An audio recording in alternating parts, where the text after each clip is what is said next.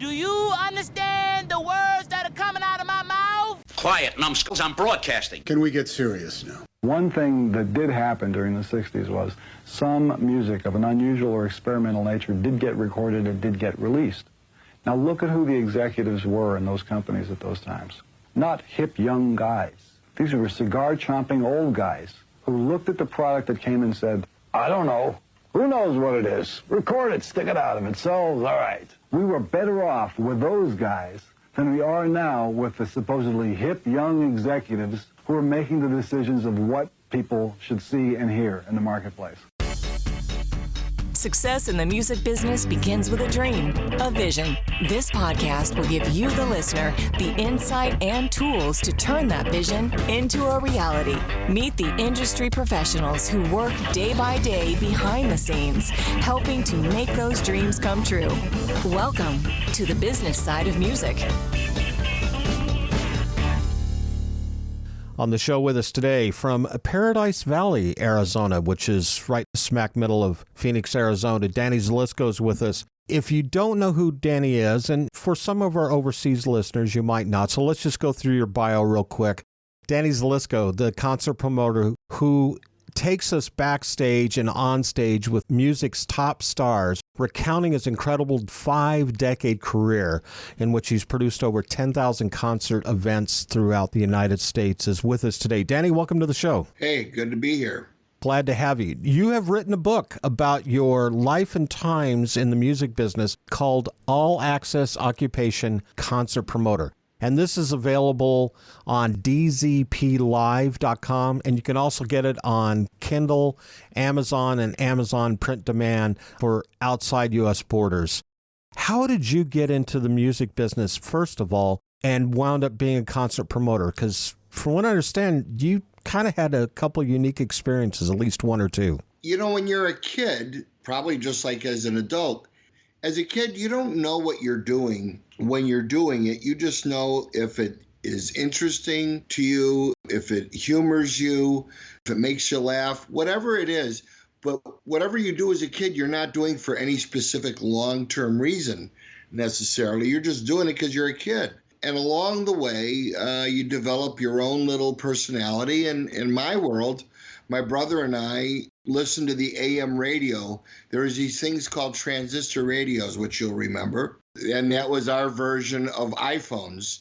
We would have a little headphone and we could stick it in our ear and we could hear what they're playing on the radio. And we used to go to a record store every Friday to pick up a Silver Dollar survey, which was nothing more than the top 40 that our favorite radio station was playing. And we would discover music that way. And they would let us listen to songs at the record store in the booth where you could test out new product. And one day he had me listen to some group called, I said, what is this? It says Beatles. And it was really Beatles, of course, but on the survey it had 2 T's in Beatles. So that's why I said Beatles. I mean, it just looks stupid. And he said, no, that's a misprint. It's the Beatles. And here's the song. I heard it. I loved it. I bought it. I took it home. I told everybody I knew about it, and nobody cared because it was a baby band and a sound that nobody had ever heard before. But I loved it. I loved it as soon as I heard it. And then I found out later there was this term for them called baby band, much later. And this is what I kind of centered my whole listening life on, was I wanted to be the guy that heard the bands first. I wanted to tell my friends I didn't like being told what to listen to. And the only way around that was to discover it first and decide if you liked it and then share it with people. So that was like something that was intuitive to me ever since I was a little guy. That's what led me into this. I mean, you find that you actually are good at something or you know something about something of any walk of life before you get involved in it later on and make a living out of it. I mean, at least that's how I heard how it goes. And that's how it went for me. There's a story that you posed as a roadie at a Yes concert in the San Francisco Bay Area, which became your first encounter with Bill Graham, who's, we all know that working this business, was a legend in his own time. Let's talk about that story for a minute. Was that really your first foray into getting into shows behind the scenes backstage? I had visited a couple of bands backstage before because I was friends with a lot of them already in Phoenix. But outside of Phoenix, no, I hadn't visited anybody, and I wasn't working anywhere yet either. So when I first moved to Berkeley after I got out of high school, I went to an Allman Brothers show, and there's an infamous character called Twigs Linden. And Twigs actually served some time for killing a promoter who wouldn't pay him on behalf of his band one night. So Twigs shot him. And really super great guy, nice man. And he said, don't worry about it. He goes, just don't ever tell me you're not going to pay me when you owe me, and we'll be fine. And I was telling him I really wanted to get in this business. I was 17 at the time. I had just gotten out of school. And I didn't run away, but I moved to Berkeley because I wanted to be close to the action. I mean, to me, San Francisco was the king of the music communities at that time. And this is 72. So I followed his advice, and he said, just walk on an equipment truck and start unloading gear. And I said, really? I mean, aren't they going to get pissed if somebody's like just walking on their truck? He goes, it's yes, right? And I go, yeah. He goes, talk with an English accent. To the roadies locally. And then when you talk to the yes guys, just talk like you belong. Damned if it didn't work. Wow. And it got me through the day until dinner time. And believe me, I was fascinated by this whole process because I didn't know you could go to work and get fed. It was the only job I'd ever heard of. And they fed you 3 squares a day. And I'd been out there a couple of weeks already when this happened. And I don't know if I had 3 meals in 1 week, much less in 1 day. Food's hard to come by when you don't have any dough. Yeah, exactly. During dinner, Bill picks me up by the shirt car and goes, who the hell is this kid? I explained that I had BS'd everybody all day long. And he goes, that's the best thing I've heard in a long time. He goes, finish your meal. And I thought he was going to throw me up, but he took me with him. And I spent pretty much the rest of the evening with him, to the point where I got to go to the car with Johnny Winter to get his guitar out of the car because he came to play with Edgar. And just, all these things happening for a 17-year-old kid during his summer break was enough to get me intoxicated on this whole idea of being in this business. And, I just kind of stayed after it. It wasn't like an automatic just because of all this cool stuff. There was years of doing a lot and not earning anything. I mean, you got to stay after it to get in this business. You have to be persistent. You have to know something. And I didn't know anything except the music itself, which turned out to be my most valuable tool. Meeting Bill Graham, did that give you kind of the motivation to step into that world that led you down this path of 10,000 concerts plus underneath your belt? Or were there other things that were in the formula too? I didn't really know it at the time. I mean, let's face it. I mean, who knows you're going to do 10,000 of anything? Yeah. At any given time. I had no idea. I mean, it's like stuff happened along the way where, Bill was definitely an inspiration to me from before I even thought about doing this, much less I couldn't believe it when I started doing it, that I was actually doing it, to tell you the truth.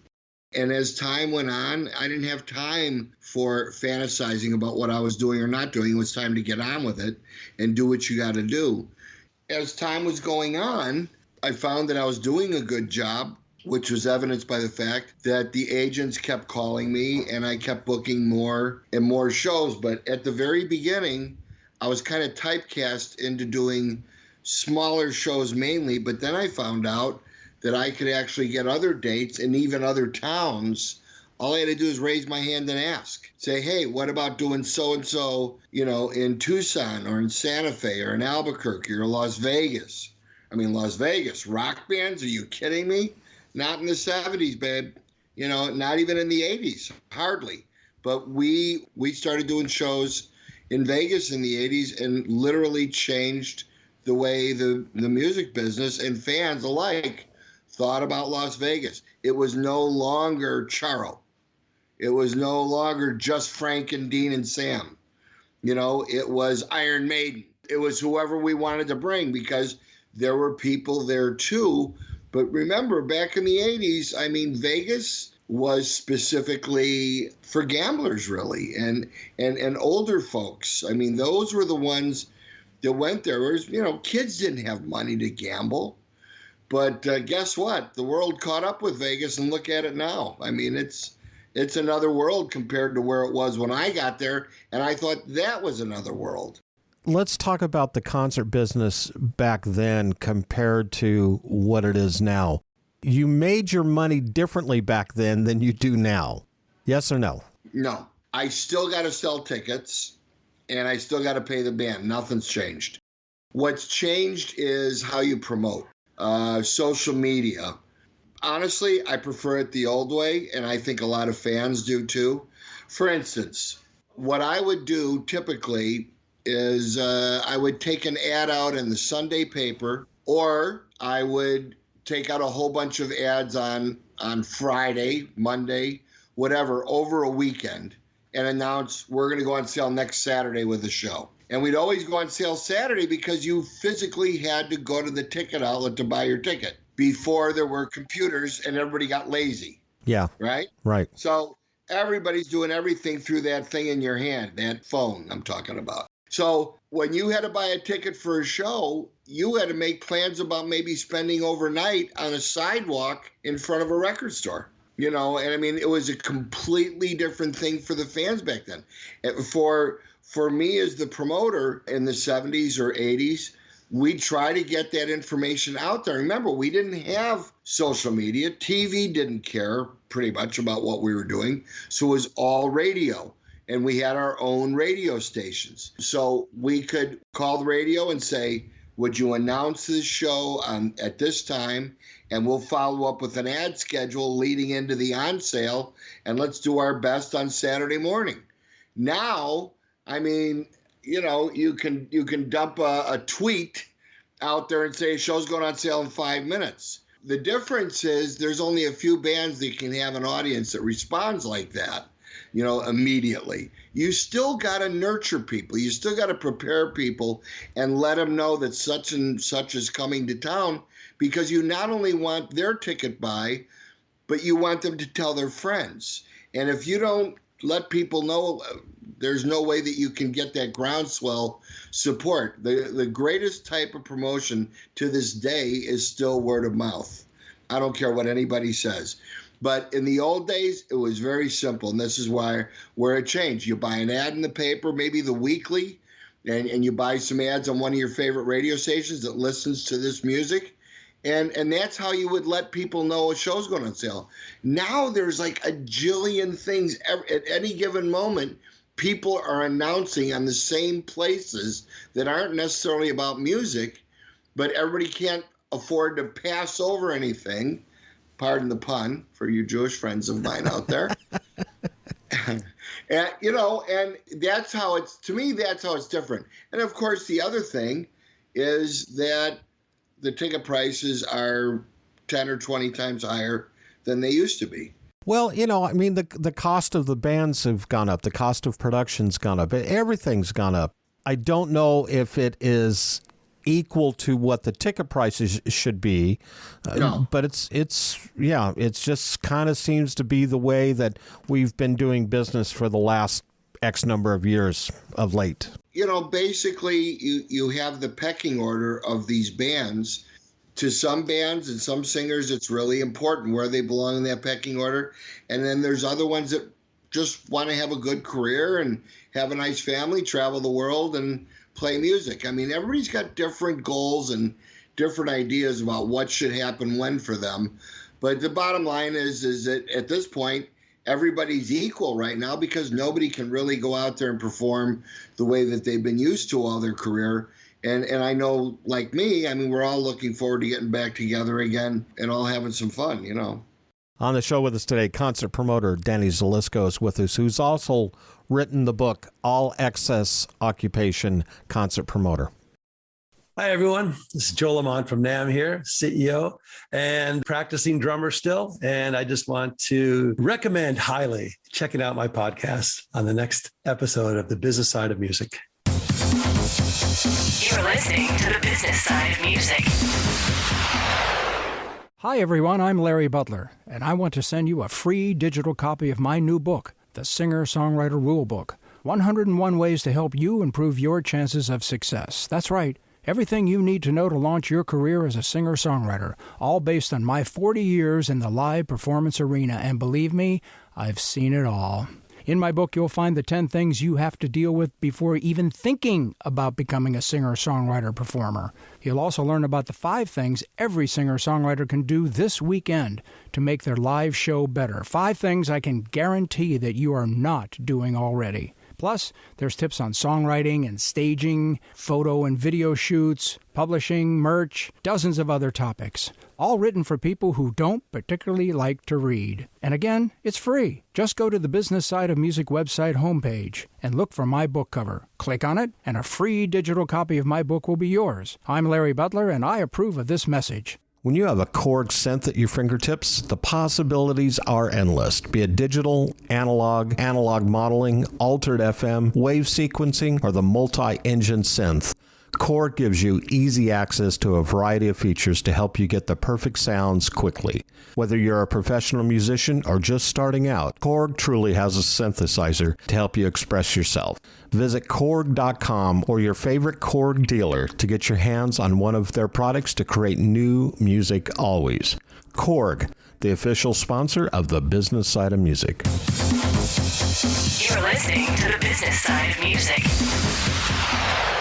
Back on the show with us today, Danny Zelisko is with us from Paradise Valley, Arizona, concert promoter and also the author of All Access Occupation, concert promoter, the book that you can find on dzplive.com or also on Kindle, Amazon, and if you're overseas listeners, which we know we have quite a few, Amazon Print on Demand. Let's talk about a couple other things that have happened in your life. With regards to your book, Kirk Gibson wrote the foreword on your book. He wound up living in your house. And Kirk, I mean, there's a legend upon himself. Yeah, he came here in the early 2000s to be a bench coach for Bob Melvin, who now manages the Oakland A's. And Bob he's also a big music fan, and he asked me if he could come to the Who concert I was doing. I believe that was in 2007 at the Suns Arena downtown. And he said, can I bring Gibby along and his wife? And I said, sure. So they came back to our office backstage, had a great visit with them, became very friendly. And from that point forward, we were hanging out together, a little dinner every now and then when they could, or a visit or a drink or whatever. And then Melvin moved on, and they finally gave Kirk a shot at being manager. And it was around spring training time, right around Christmas 2010, going into the 2011 season. And he calls me up one day and says, hey, with everything being so busy and getting this new job, I forgot to rent a place. Goes, I could really use a place to live. And I know you don't like, so I have this house where I'm sitting right now. I'm actually in the same room where he stayed. It was like I had a house for storage. You know, this is back in the day when you could buy houses cheaply. You can't do that today. Anyway, I had all this stuff that I needed to put somewhere, so I bought this house. And he said, can I stay in the house until I can find a place to stay? So he was going to stay for a few weeks. He stayed 7 months, and it didn't matter. I didn't live here. I lived down the street.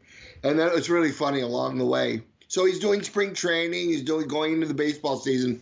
So we're doing spring training. He goes, hey, Danny, he goes, I need another favor. I said, what's that? He goes, well, Alan Trammell needs a place to live too. So I said, well, he can stay on the other side of the house there in my daughter's bunk beds.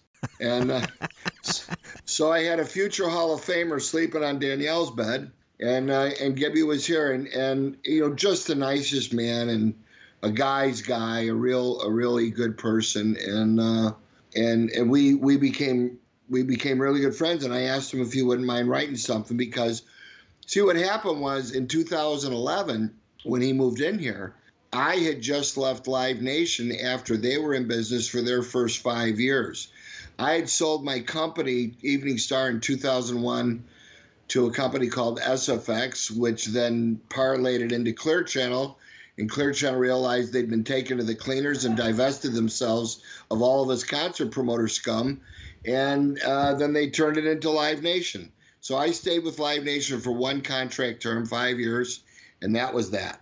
And then I came back to doing my own shows again like I used to. And Gibby happened to be there at the same time, and it turned out to be a very fortuitous thing for both of us.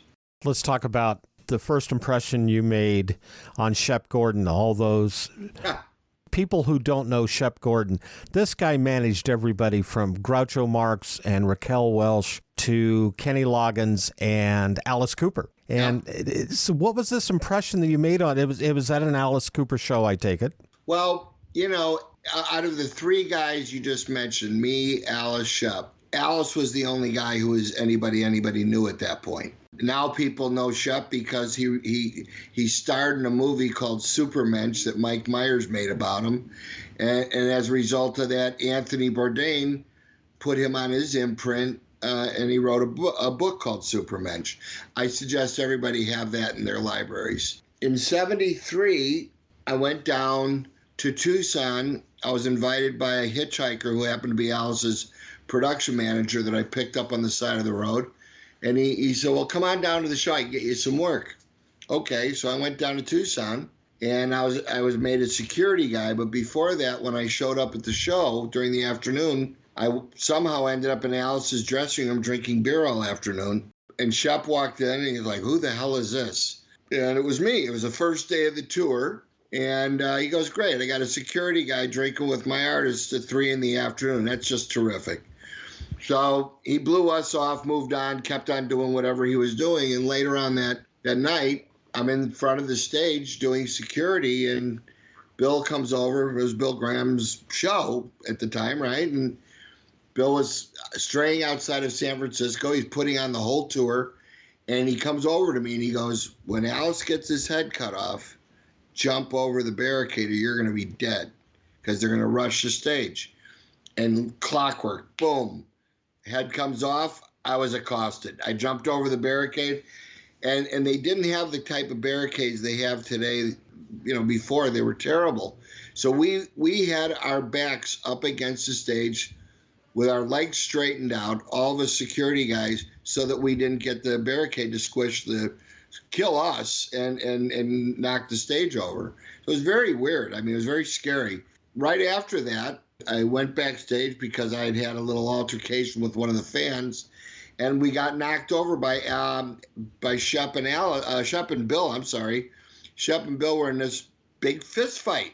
Nobody knew why, but they were running. I mean, you've been backstage at shows. There's stuff everywhere. There's people everywhere. There's posts everywhere, and they're body slamming each other and punching and swearing and screaming and crazy.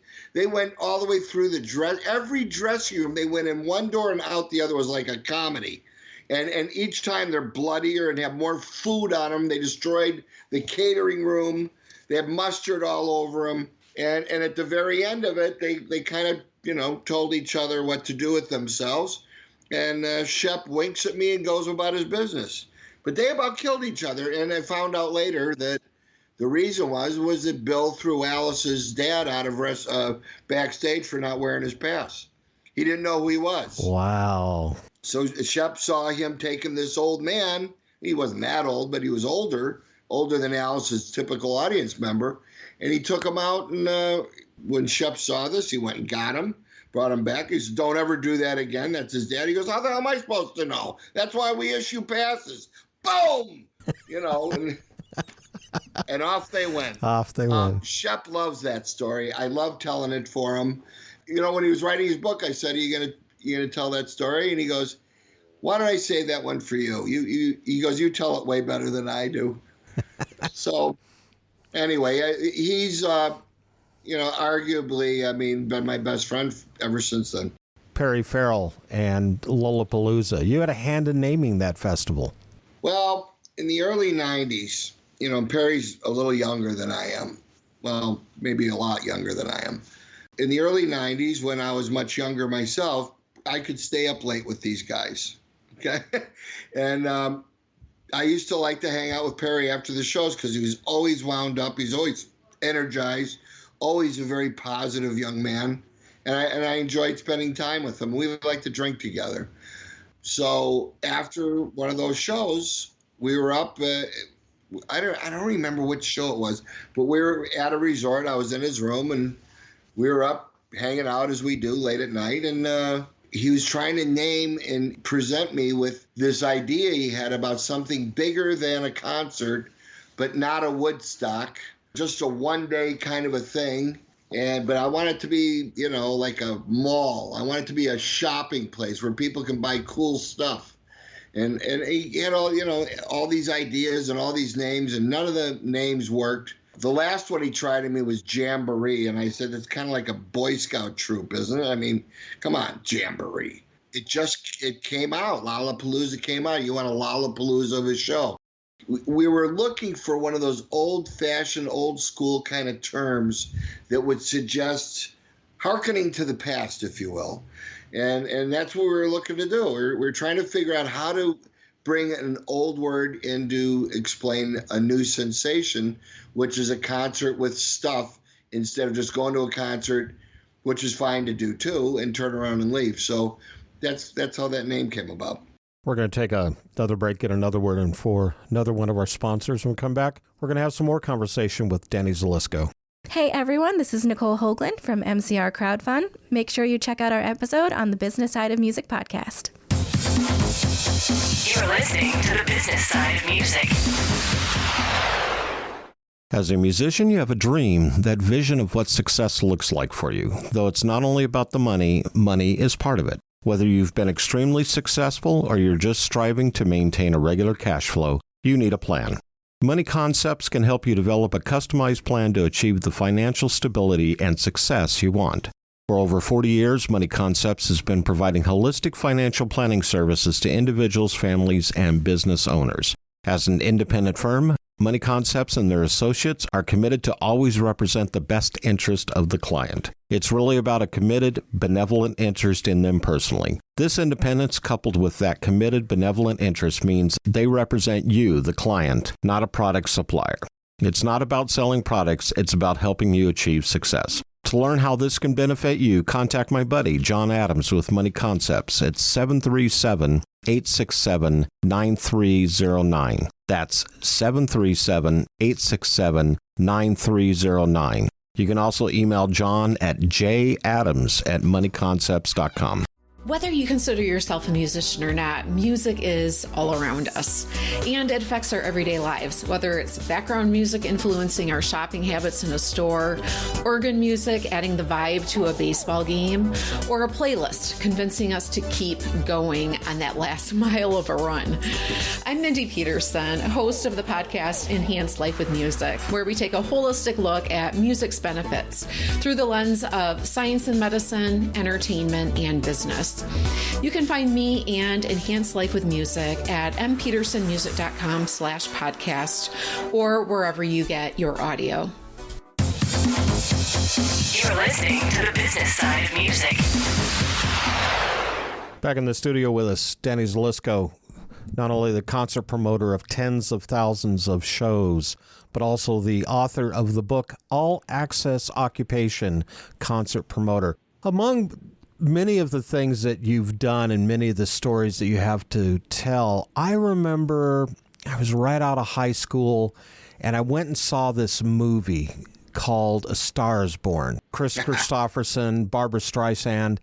And there's this scene of this outdoor concert at Sun Devil Stadium. And I thought, even as a kid just out of high school, I said, whoever put this together, I got to meet this person.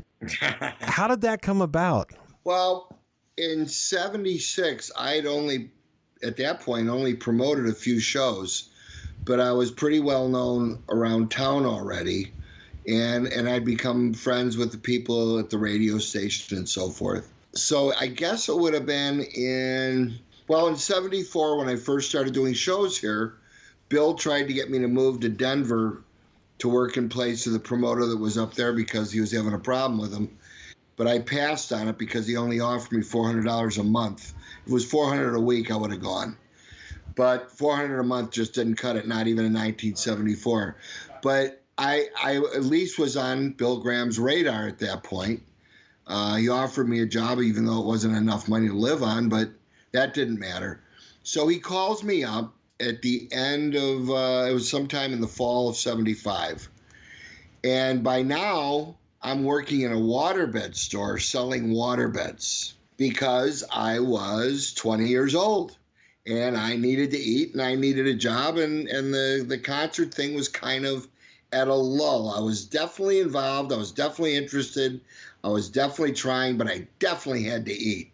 So that's what I was doing. So Bill calls me one day, and I'm at the cash register at the waterbed store. And as he's calling me, I'm answering the phone. I go, that'll be $29.95 for that part air, part water mattress. And he goes, what? And I said, oh, hello, Arizona Waterbeds. He goes, is this Danny? I go, yeah. He goes, are you selling waterbeds?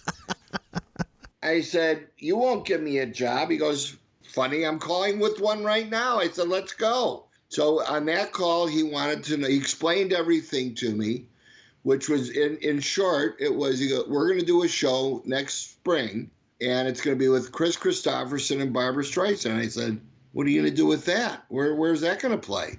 He goes, Sun Devil Stadium. I said, what?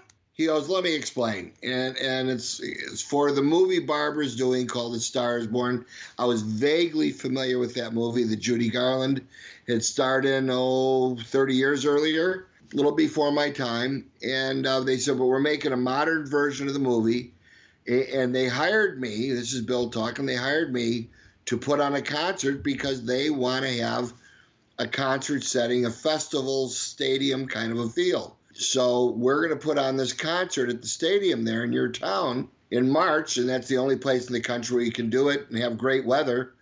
And I said, so who's going to be on the show? He goes, well, I already have Graham Central Station, Montrose, and Santana. I said, nice. He goes, but we need one more group. And he goes, your choice is Johnny and Edgar Winter, ZZ Top, or Peter Frampton. And I jumped on Frampton because ZZ Top had just been there within a few months. Johnny and Edgar were not big enough to headline that show. And Frampton had just put out this little record called Frampton Comes Alive. Right. But it was before it happened. It was just about to happen. And by the time the show happened, Peter Frampton was the biggest guy in the world, right? I mean, the timing was so flawless. It was amazing. Yeah, the beautiful thing about the show was because they wanted a full house so that, for all the show, the scenes in the Star Is Born movie, they could have a full house like they drew all those people. And it's a movie. It's a fantasy. So that's how we got all those people in there for those scenes. But the cool thing was, and I don't think there's any show, maybe there is, I can't remember though, tickets were $3.50 for that show. But here is the kicker. You had to show up before 9 a.m. to get in because they wanted the place full, and throughout the day they were taking crowd shots and stuff like that. So it had to look the same. So you couldn't have an empty section if people didn't show up, until later in the day. So if you showed up at 10 o'clock, you didn't get in. Wow. And the show went until sunset. It was amazing. Then or now you would never think of Barbra Streisand as a rock chick. But even in the movie, the music, while it was rock oriented, was more middle of the road type of CHR music rather than it being hard rock or rock music. But the reason I tell you that is because during the show backstage, Barbara's getting ready to go on. She's going to go perform in front of these people. That's the whole reason for this thing happening. She's going to sing, and so is Kris. Before she went out on there, I mean, it's weird to think of it now because it's like all those years ago, 45 years ago. And we were all backstage going, how long is it going to take before Barbara gets booed off the stage when she starts singing? And everybody was like arguing about it. And if she had heard that, she would have killed us all. And I'm thinking, she's Barbra Streisand, though. I mean, this is like one of the most powerful singers on earth. And I was the one that said, she'll knock everybody out of the park. She went on and opened with The Way We Were, and there was not a dry eye in the house. Wow. Everybody's crying. She was so incredible. And she looks over to the side of the stage like, whoa, because everybody went nuts. She closed with People. Forget about it. I mean, it's just crazy. So in the in-between parts is when they recorded the rock stuff, which was also very good. but nobody's familiar with that, and everybody wanted her to do her hits, and she did a bunch of songs. So it was just fantastic. And Kris did a couple too, and it was also amazing. Until he rode his motorcycle off the side of the stage. Yeah. Well, I got good news for you. That wasn't him. Yeah. Yeah.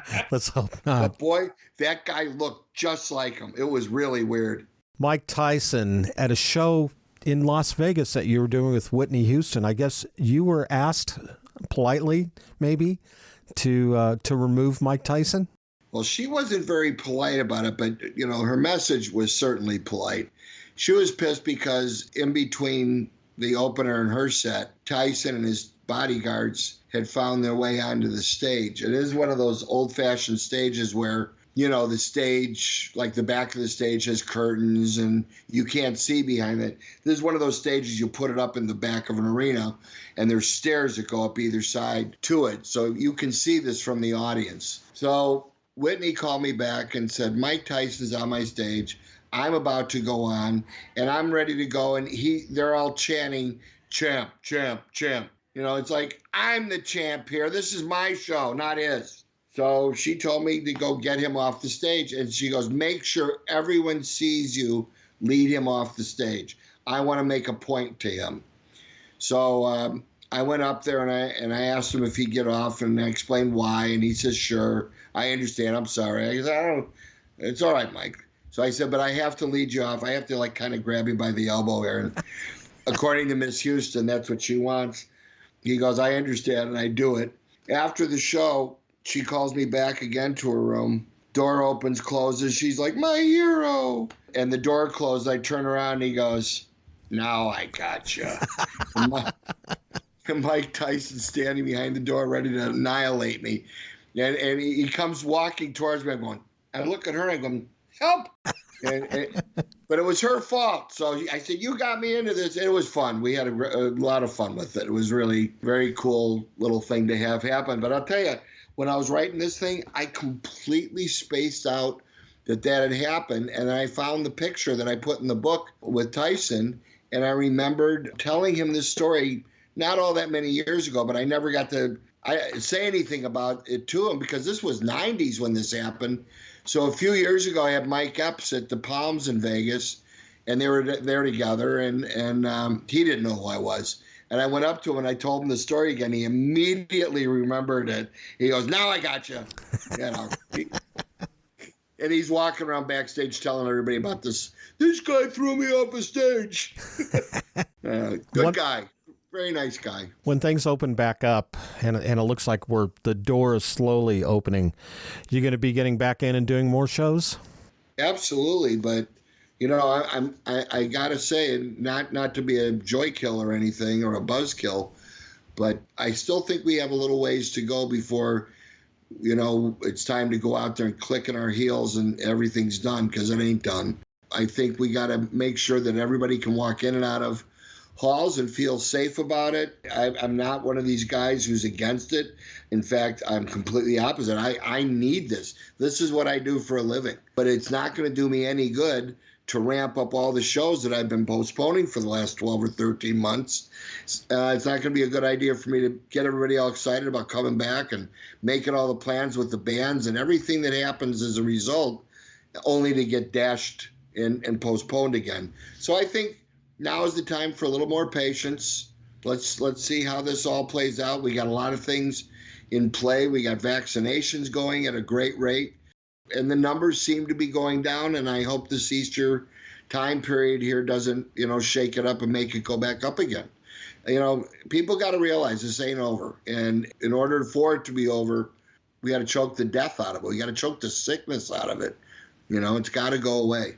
Yeah.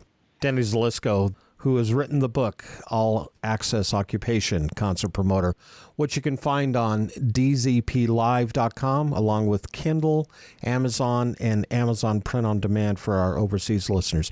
Danny, thank you so much. Bob, it's my pleasure. It's been a real nice time talking to you. The Business Side of Music is the creation of Tom Sabella and Tracy Snow and is produced by Bob Bender. The Business Side of Music is recorded at Music Dog Studios in Nashville, Tennessee. Production sound designed by Keith Stark. Voiceover and promo by Lisa Fuson.